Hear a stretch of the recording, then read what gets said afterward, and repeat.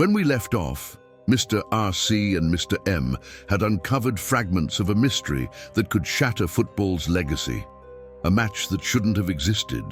A team declared dead before stepping onto the field, and whispers of an organization pulling strings from the shadows. But the deeper they dig, the darker it gets. What really happened on that cursed ground? Who or what were the spectators that night? And why has every trace of this match been erased? Today we reveal the truth, but let me warn you, what you're about to hear isn't just a story, it's a nightmare. After finding the mysterious team photo and the referee's cryptic warnings, Mr. RC and Mr. M knew they were onto something big. Their next step was to investigate the logo on the photo, a mark tied to the infamous Shadow Council. For years, this underground group has been rumored to manipulate global events, from politics to sports. But this wasn't just about power. The Shadow Council's involvement pointed to something far more sinister, a game that wasn't played for glory, but for something else entirely. The clue that cracked the case, an old leather-bound notebook stolen from the referee's home, later found in an auction house. Its title, The Omega Match. In the notebook, Mr. RC and Mr. M found detailed accounts of what happened that night. The match wasn't just secret, it was a ritual, a deal, a way to appease something. Team Omega, the notebook revealed, wasn't made up of ordinary players. According to the Shadow Council's own writings, the team had been chosen, or rather sacrificed. And here's the chilling part, they were brought back from death to play. But why? The answer lay beneath the cursed stadium. Hidden below the field was an ancient crypt tied to an old and terrifying legend. Locals believed it was the resting place of a powerful entity, one that required rituals to remain dormant. The match wasn't about football. It was about feeding this entity through fear, blood, and chaos. And the spectators, they weren't fans. They were part of the ritual.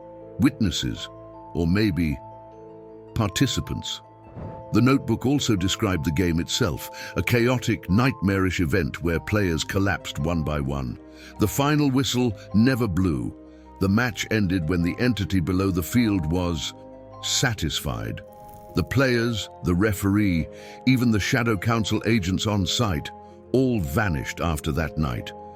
According to the notebook, the Shadow Council sealed the stadium, erasing every trace of the event. Their message was clear: this can never happen again. But they missed something. Satellite images taken years later showed strange activity around the abandoned stadium, figures entering, lights flickering on.